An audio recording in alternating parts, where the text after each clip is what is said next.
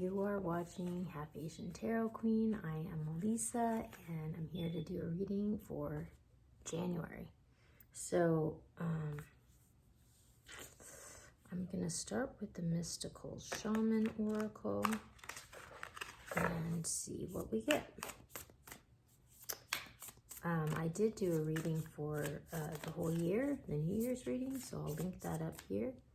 It was pretty epic.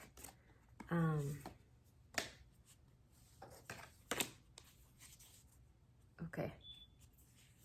Oh, interesting. Okay, so we got the Luminous Warrior and we got the Gatherer. So this is really interesting because it's kind of like, well, this one is sort of like the vegan in the deck, but you know, this is the person who's kind of like, it's almost like a forager, you know, so they kind of live off the land, and they're not really stressed about resources because they know that what they need is there for them, and they just kind of like, it's almost like a free spirit, and they you know, they just roam through the world, you know, finding what they need in the abundant world around them, you know, and they're also vegan. So we have that, and then we have the Luminous Warrior. So the Luminous Warrior is someone who's kind of like done all this internal work within themselves. They've like healed all of their internal wounds, you know, so they're not really, they have like a clear perception of reality. They're not really carrying any distortions, like they've already sort of done all that work. So that's really interesting because when I did the annual reading, it was all about, or actually, no, it was the New Year's Eve reading, and it was like all about this reality check. Like, you can't kick the can down the road anymore. This reality check's happening. So it's just sort of like the Luminous Warrior, like when hit with like a reality check, like they're already kind of like, they're already in alignment with the stars and the planets and like what's real, and because they've healed all their distortions. So like a reality check like is going to make this the Luminous Warrior will be like really pretty unfazed by that because they've already been in alignment sort of the whole time. Like they adjust as they go. But for someone who's like not in alignment, it can be like really painful. But what I'm getting from this combination is that it's like this foraging vegan person who kind of is in alignment, you know, and so they kind of like walk through the world in this state of flow. Everything that they need comes to them as they need it because they've healed all their distortions, and they're sort of like in alignment with all that is.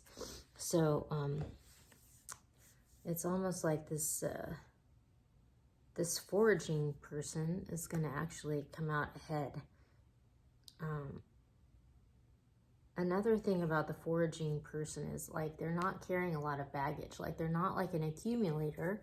Like because they just like know that what they need is there for them when they need it, you know? And so it's almost like the Fool. Like they don't carry a lot of bags with them.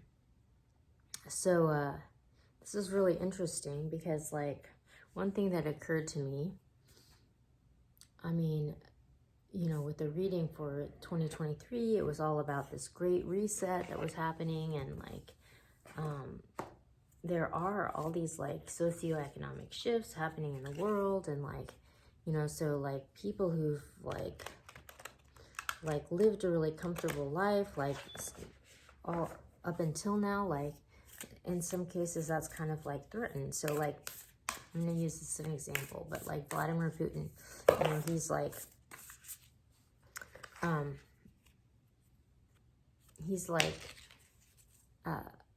the president of Russia, and he's been kind of skimming off of the Russian economy like for his whole tenure. So he's actually, I think, one of, if not the richest man in the world, you know. So he has really profited from this sort of like hierarchy However, like there's this reality check happening. So like the hierarchy is like crumbling, and he's like really just trying to like hang on to his power like at any cost, you know.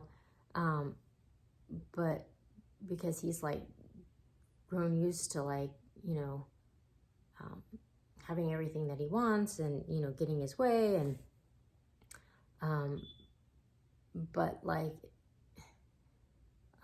when you become powerful at any cost, like part of it is that like people tell you what you want to hear, even if it's not necessarily true, and it kind of fuels like distortions. Like you're not really seeing reality for it how it is. And those are the people who like really like when the reality checks come, like it's really hard. Like it's a really painful adjustment. So I don't know why all that came through, but that's what came through. So okay, so I'm going now to the angels and ancestors. See what message we get here. So I got at the bottom, I got Shaolin Master, be graceful in movement and action. So that's at the bottom. And then while I was shuffling, like these 4 cards flipped out. So I'm just gonna take them because they just flipped. Like, read me. We got Eagle, see from a higher perspective. We got Elder, move beyond ancestral patterns. We got White Witch, be the light. And we got Mountains, stand your ground. Wow. This is like some really powerful advice. So it's like this, I think Luminous Warrior and the Shaolin Master, there's some themes that really coincide. Like it's like the Shaolin Master, I mean, that's like a lot of what martial arts is. It's like knowing yourself, you know, healing distortions. And so you're just in flow with whatever's happening, and like and that's like, that's how you're able to sort of be in your power, you know. And that's kind of this, it's the same as like the Luminous Warrior, but it looks like there is something happening where you are going to have to stand your ground, you know, because there's these warriors, the Shaolin Masters. There's obviously some sort of conflict that's coming up, but like this is like what I'm getting from this is like it's all about being graceful and like being in your truth, you know. But you don't necessarily have to fight, but don't let people take advantage of you either, you know. Just like stand in your truth and be powerful, you know, but don't like necessarily like engage in conflict. And like, you know, it's kind of like with martial arts, it's like you don't go out seeking conflicts. Like it's an art of self-defense. So I'm getting that. Stay in the light. We also have like Owl, which is like signs from your ancestors. So it's like stand in your truth, stay in the light, and then, you know, put your energy towards the positive. Keep moving forward. We have move beyond ancestral patterns. So whatever this conflict is, it seems like it might be around like healing an ancestral curse of some sort. And this is really interesting because this came up in the annual reading too, and, you know, speaking about like all these sort of power structures that are like crumbling around us. And so like these people who've like benefited from them, it's like there's this shift happening. So like Vladimir Putin is like exhibit A, you know, and for him it's like an ancestral pattern, because like there is this pattern with Russia, you know, that's playing out, you know. Like this happened when the Soviet Union collapsed, and it's happening again now. And so it's like he kind of stepped into this destiny, and that's sort of part of it, you know. And it's like it's really harsh, you know, but like this is all speaking about like there's an opportunity to heal this pattern for future generations, you know. It seems like that might not be what's happening in Russia, but there is an opportunity. Like if, like maybe if he didn't, you know, kind of repeat history, like he could have like maybe healed this pattern for his whole country, but that might not be what's happening. However, like by staying in the light and by standing your ground, by staying in the light, there is an opportunity to heal this pattern. So see things from a higher perspective, because this, whatever this conflict is, it's bigger than you. It's bigger than that. Like this is like,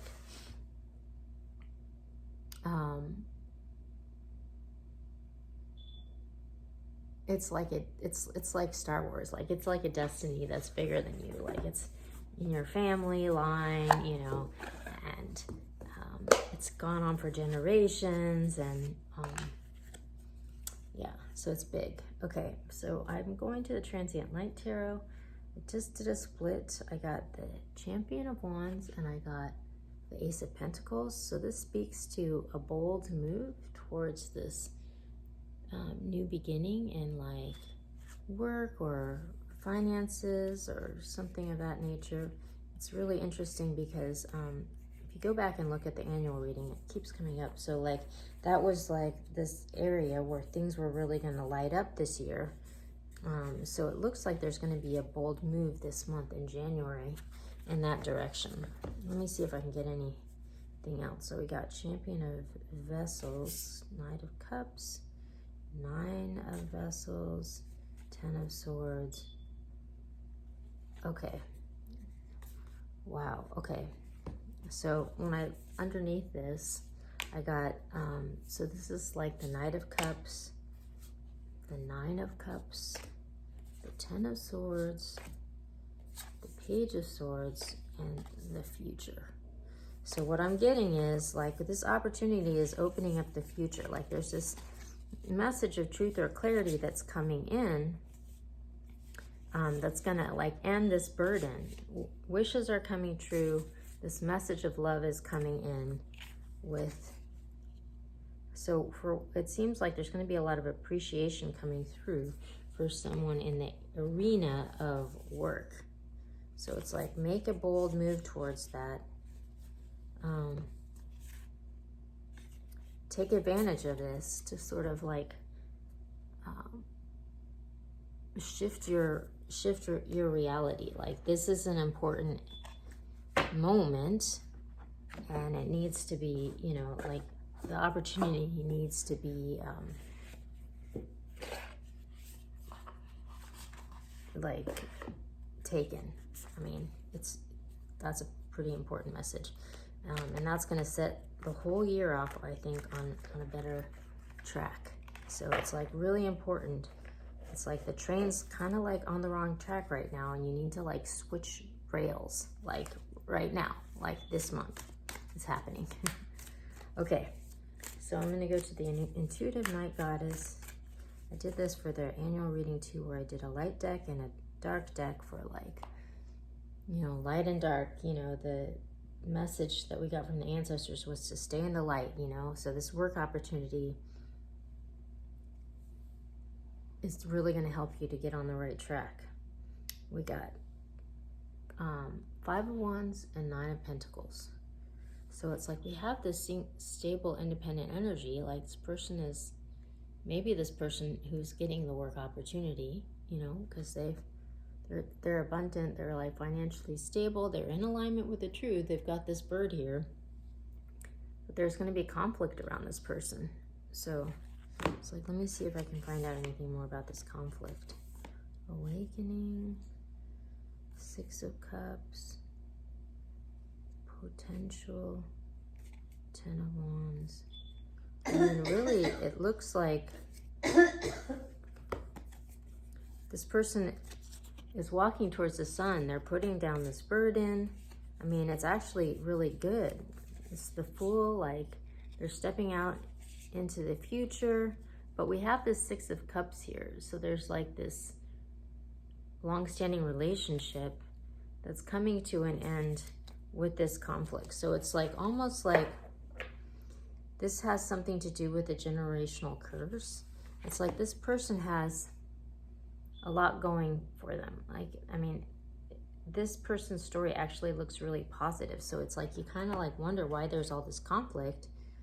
But I think it might have to do with like a generational curse, and perhaps, you know, there's someone in the environment that's not necessarily happy that things are going well for this person.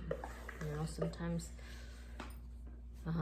people can be envious and they can react in not very positive ways. So I'm kind of getting that. All right, so we're gonna go to the Rose Tarot and pick a final card for the month of January. But yeah, I think the main thing is like, it might be a time where like the train's in the station, it's time to switch tracks, get on the right track, because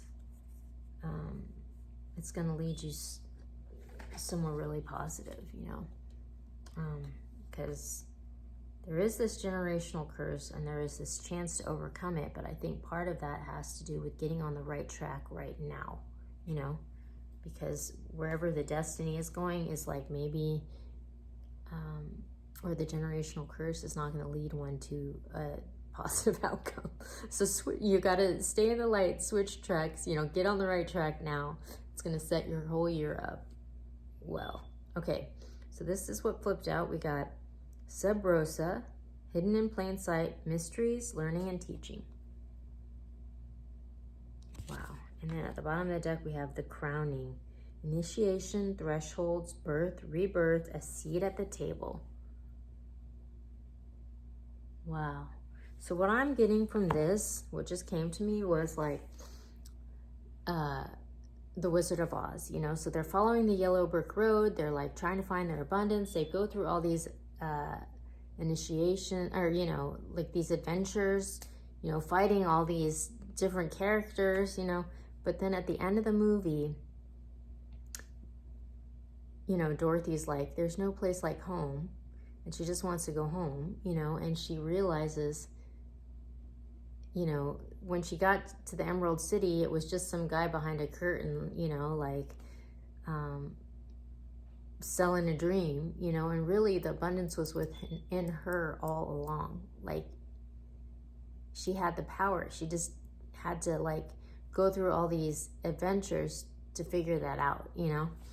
And so that's kind of what I'm getting. It's like hidden in plain sight. Like,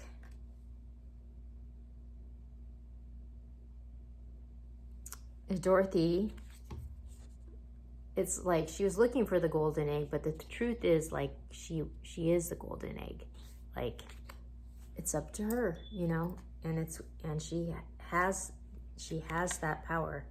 And so by realizing that, that's gonna elevate her and give her a seat at the table. So this is like totally all about like empowerment, but it's like also about like, there needs to be a switch in mindset that's going to happen this month to get someone on the right track so that they can catch that train. So, yeah, it's a really important message. So keep your eyes open, and we'll check back soon with a daily. Okay.